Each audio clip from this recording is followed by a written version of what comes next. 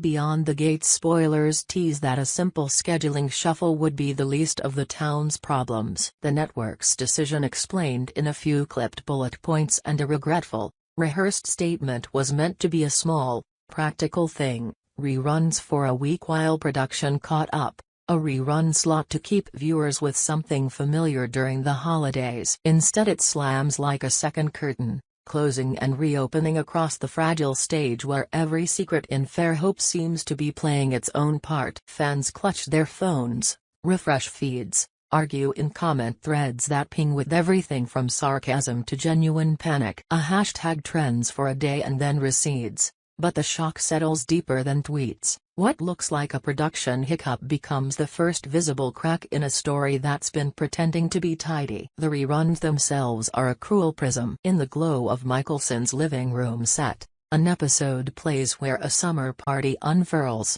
warm lantern light, laughter, the soft clink of glasses, and Nicole, smiling in a dress that seems chosen to armor her against memory. That night, Danielle's humming playlist is in the background, and Ted raises a toast about new beginnings. It is the kind of scene the producers never imagined would be rewatched with the hunger of an unfolding trial. The repeat breathes back life into a moment they thought was over, and Leslie's walk into the frame feels like a time-lapsed plant that has grown thorns where curiosity once was. The return of Leslie Dupree is the pivot the town wasn't ready for. Bill and Ted have been living an even keel, or pretending to pretending, because the town teaches pretense as a survival skill. Bill's jaw tightens when she walks in. Ted freezes with an expression that is less surprise and more calculation. Before the cameras, before the wine, before the music slows and gossip finds its place among polite smiles,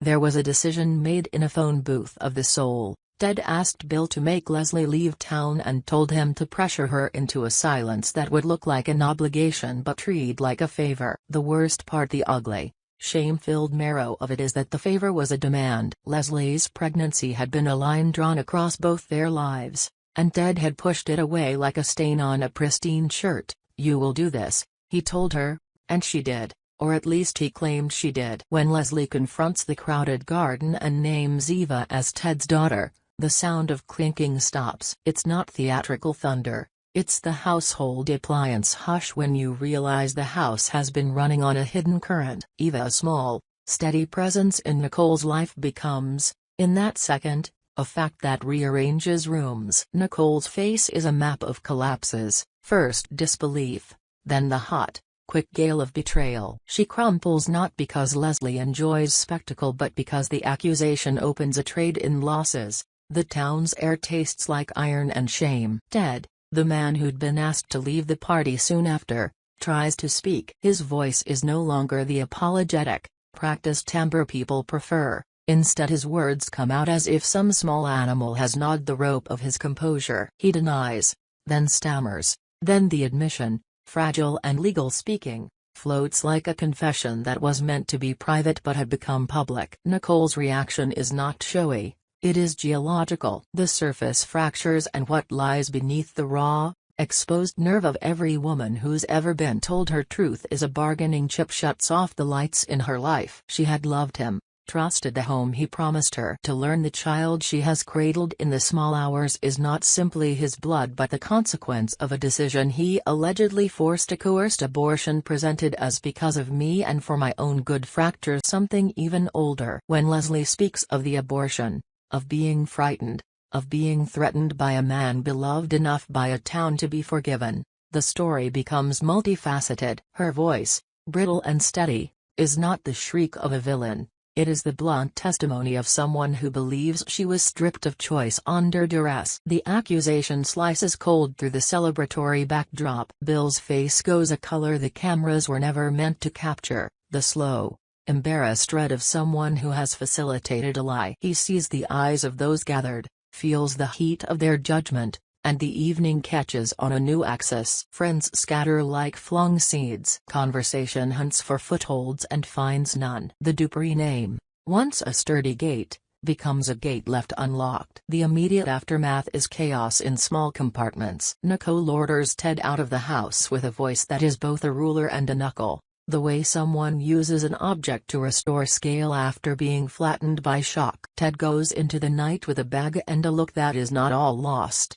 There is insistence in him, the roar of someone who believes himself misunderstood, wronged by a truth he thinks exaggerated. But towns are small thermometers. They hold people's histories like fingerprints. Rumor does not need permission to spread, and within an hour the motel by Route 9 knows his name. Leslie, arming herself with a kind of furious righteousness, begins to stalk the peripheries of Nicole's life. She calls when it's not convenient. She shows up, purposefully facing Eva, smiling in a way that suggests the word victory tastes like a bitter herb. Leslie's harassment is not just the simple revenge plot that makes for tabloid fodder. It is a careful, methodical unraveling. She begins to call people who used to pacify her, former friends turned by marriage into polite avoiders, small business owners who once took her side, the woman who runs the nursery where Nicole buys spring bulbs. The calls are not always threats, often they're reminders, inquiries that sound like concern but are scalpels under a soft hand. She leaves voicemails with details no one else knows,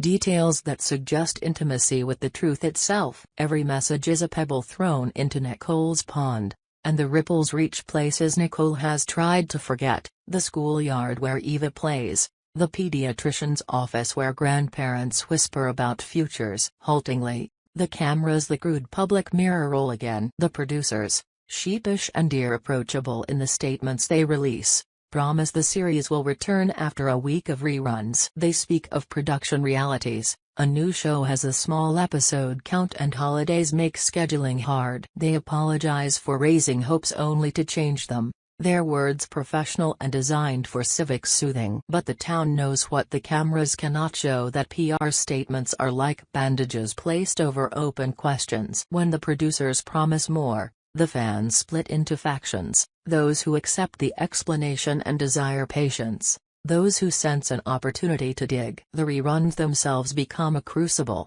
Viewers rewatch that party, pause, rewind, examine expressions, take screenshots, circulate them like evidence. The online forums resemble amateur courtrooms where moderation is as fragile as reason. Amid the TV station minutiae and social media clatter, another thread pulls taut: Chelsea's kidnapping. The producer's small attempt at bait, a teaser that suggests stark turns, blooms into speculation. The plot is simple enough on paper: a young woman gone missing, loved ones searching, the town holding its breath. But the practicalities are more complicated. Kat and Jacob, both young and bristling with a kind of righteous energy, set off in a pickup to find their cousin. Madison, seemingly a steady hand in this crowd, was listed as having accompanied them. Social feeds lit with "Where's Madison and did she bail?" The official line, sparse and technical, says Madison received an urgent call from the hospital and had to return to her shift. But in small towns,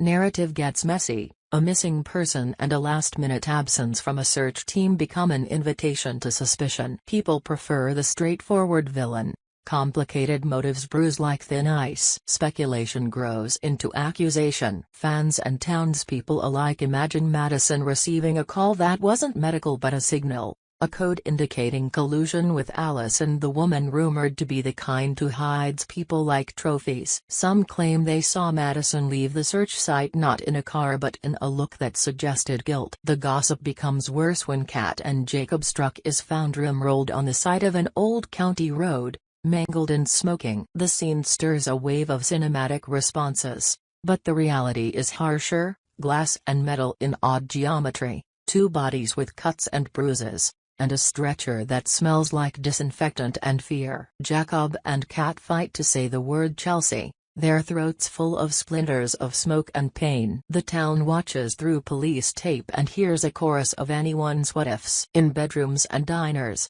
theories race. Did Madison know Allison's location? Did she take the call from Allison herself? Is Chelsea still alive? Did Allison plan everything like a chess master, or was this a smaller, more brutal human maneuver? A woman who felt wronged and decided to hoard power in a locked house at the edge of propriety. The plot threads tangle the way telephone cords do, nodding because someone pulls without watching what it will snag. The truth is both simpler and crueler. Madison's call did come from the hospital. A patient had coded on her watch. Madison, in the middle of her double shift at the emergency wing, had to act. She left without fanfare, without cell coverage, and while the ambulance lights painted the ceiling of her car, she chose professionalism over the search. To some in the town this is an explanation, to others it sounds like evasion. The heart of it is not legal, it is moral and personal. Madison did not want to disappoint Kat and Jacob. She did not want the eyes of the town to say she had chosen her job over family. But the siren chose her anyway. She is not a villain. She is a woman who has been trained to make impossible decisions,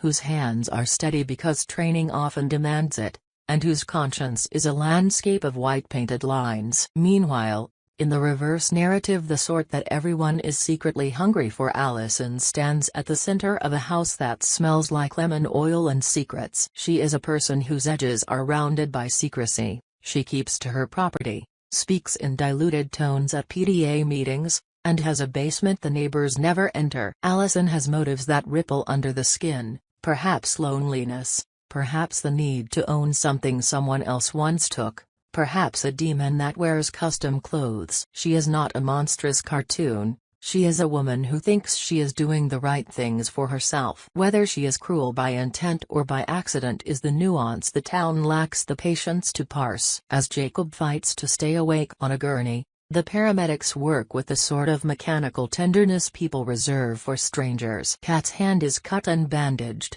She asks for Chelsea more than once, as if the name itself were an antidote. They have managed, by twisted providence, to give rescuers a thread, a torn piece of fabric that could have been from a dress found near Allison's property, or an artifact from somewhere else. The sheriff's department, whose budget has a permanent bruise, deploys men with flashlights and a kind of weary dignity. The search becomes two-pronged: rescue now for Chelsea if she is alive, and a salvage operation of trust for a community that can no longer assume the best. Back at Nicole's house, the machinations are quieter but no less volatile. Leslie's presence is a slow, tooth-grinding machine. She finds avenues to pull at Nicole's life, a school event where she accidentally runs into Eva's teachers and softly insinuates something sticky about paternal responsibilities. A trip to the grocery where she asks the checkout clerk how to get in touch with the pediatrician. Nicole, meanwhile, is learning a new vocabulary of defense. She is not merely the wounded spouse, she is a woman who understands how to wield indignation as a caretaking instrument. She hires a lawyer, someone precise and not overly theatrical, who moves in the legal air like an insect that has been given a job to sting. Nicole reads threads, counts followers, collects screenshots. Her friends form a small guard, calls at odd hours, people who bring casseroles and sometimes stay to talk about curtain fabrics as if fabrics could hold the shape of grief. Ted's exile is not just spatial, it is theatrical. He moves from motel to motel, trying to find the man he used to be, or the man he thinks he is. He phones his father and is met with a voice that is part disappointment and part fear, the terrified surprise of a parent who thought their son had navigated adulthood. Ted oscillates between rage and pleading. He hires a publicist not to apologize but to craft his narrative. He arranges for a private DNA test, because if this is true he must be absolved or at least quantified. He tells himself, in the mirror of a motel wall, that this will clear his name. But DNA is blunt and does not play with nuance. A match would be a match. He starts to think of the worst-case scenario as the world's most honest currency. The town, meanwhile, watches the family like a hive. The Duprees are an old money clan with secrets stored like bonds, valuable, not often touched, but they can be called in times of crisis. Bill, who once handled uncomfortable situations with a quiet nod and an envelope, now finds his social capital thin. Friends avoid him at the country club, or they approach him with the kind of soft rhetorical questions that need rather than cut. Are you sure? Do you know for certain? He responds with the protective stubbornness of someone who once believed loyalty was a currency that lasted forever. Social media is a theater where the play runs 24 hours a day. Clips from the party are looped. Leslie's voice is replayed in fragments, rewound, analyzed, and recontextualized. Fans who once loved the show as entertainment now treat it as a new kind of investigative drama, not unlike the true crime podcasts that make heroes of sound designers. They compile timelines, compare the party scene with hospital records, call the pediatrician, and threaten to file Freedom of Information requests. The producers see a surge in streaming numbers and paradoxically feel both flattered and unnerved. Their reruns, intended as filler, have turned into a public crucible that reveals every seam and stitch in their storytelling garment. Within the show's digesis, other relationships strain. Bill's friendship with Ted has always been an asymmetrical thing. Bill gives and Ted takes. That evening at the party, Bill had been asked by Ted, by proximity, by a culture of doing favors to make Leslie leave. For many viewers the question becomes moral. Can you be held responsible for another adult's choice if you directly pressured them? The debate splits opinion. Some say Ted's asking Bill to remove Leslie is an example of men in power cleaning up the uncomfortable consequences of their actions. Others argue that Leslie had agency and that Ted's later shame is a projection. The town argues, and every argument slices a bit of the social fabric until everyone's edges are raw. What the rerun unintentionally reveals is that every character has a history of doing small violent things under the banner of protection, keeping secrets, making for your own good calls, issuing ultimatums. The party scene, replayed and replayed, becomes less a single crime and more an anatomy of communal complicity. People begin to talk about how often they've been asked to stay quiet,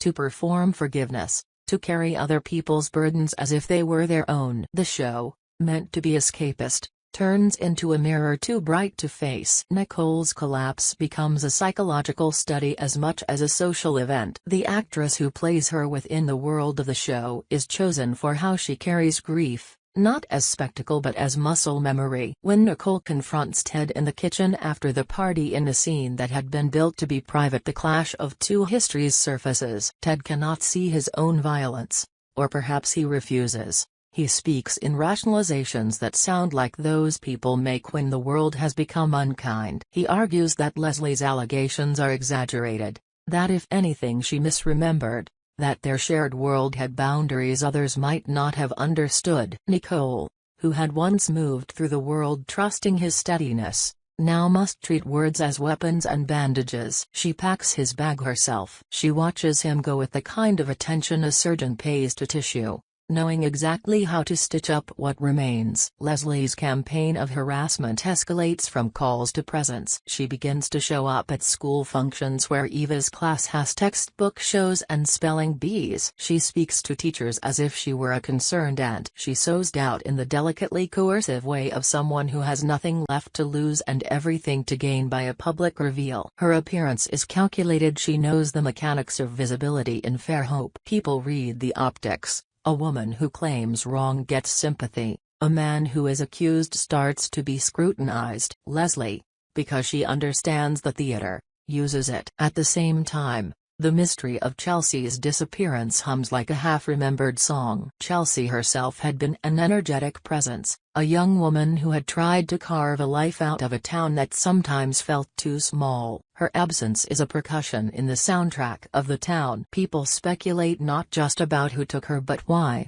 Was she targeted because she knows something, because she was in the wrong place at the wrong time, or because she had been chosen as a symbol in someone else's violent play? Theories layer: Allison, jealous and meticulous, an ex-lover with debts, a stranger wanting to make a point. Each theory tells more about the town's fear than about Chelsea herself. The crash of Kat and Jacob Struck provides the show with its most vivid piece of visual evidence. Night has a way of rearranging what people think, and at night the county road becomes a stage where amber lights and smoke create a chiaroscuro that disguises identity. When the sheriff's deputies find them, they find more than bent metal, they find a loss of weather, an absence of a presence. Kat's breath comes in short, ragged pulls. Jacob's hands are skinned. They say Chelsea's name like a plea. They give the rescuers a map of mental images, a path they thought they followed, a door that might have been open,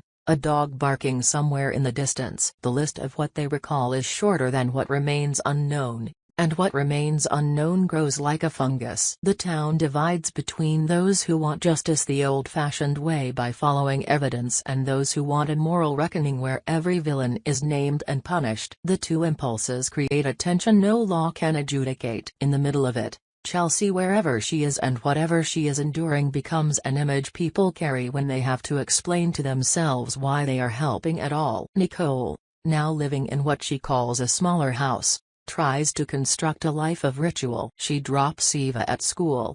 Every morning is a small liturgy of normalcy punctuated by the memory of Leslie's words. She takes up therapy because grief is not indulgent. It is a tool for survival. She grows suspicious of the simplest things: a text message from Ted asking for a sit-down, a bouquet delivered by an unmarked florist. Her friends are her scaffolding. They talk about court options and PR strategies, but also about baseball games and bad coffee. Small comforts matter. Someone brings over a frying pan. Someone else organizes play dates. Eva, unaware of the full gravity of adult chess, continues to draw pictures and to believe in a father who once read her a story. Ted's moves, in the exile that threatens to become his identity, grow more strategic. He seeks out an ally and an old friend with legal leanings. He gets a private investigator not to find Leslie, who is not lost, but to need the narrative crafted by those sticky months of his past. Ted is not entirely a villain. He is complicated. He was raised in a town that taught men that responsibility had edges and that shame was something you hid. He struggles with the idea that he might have been cruel in a way that is no longer forgivable. The DNA test requested in a private clinic late at night is meant to be an arithmetic answer to a moral problem. Numbers have a cold, unyielding logic, and Ted hopes numbers will save him. But even if the test exonerates him, even if it says that the child is not his, the fissure will remain. Trust, once displaced, is not easily put back together. As the week of reruns ends and the producers prepare to air new episodes again, the town holds its breath. The pause has changed things. Friends have divided, loyalties have been tested, and the missing Chelsea remains an active wound. The show's next airing is like a public hearing. People gather in bars and houses. They watch in clusters. Producers promise a continuation, fans hope for answers, and those who live inside the story hope for something simpler: truth, or at least the closest approximation their town can afford. But truth, like a winter fog, has a way of making familiar things foreign. There are no simple endings here. The week of reruns was not just a scheduling gap, it was an invitation to examine motives, to lay bare the way a small town thinks it protects itself. Relationships that looked stable now show their seams. The kidnap of a young woman pulls at the same thread as a coerced abortion, as a public humiliation, as a familial exile. They are not separate. They are conversations in the same language of power and secrecy. All of this is set against a backdrop of soft town lights and hard opinions. And in the darkest hours before the show's return, with the town split between outrage and loyalty, a pair of headlights noses into the tree line near Allison's property. Headlights that will be noticed, perhaps, by someone who shouldn't be looking, or by someone who is always looking. At the end of everything we know so far, there is a silence that hangs like a breath before a scream, and a single thread that promises to be pulled. The question that now dangles over the town is not merely who did this or who said that, it is whether a town can survive witnessing itself. The answer will have to wait, which is to say it will have to be found when someone finally opens the last locked door and steps inside.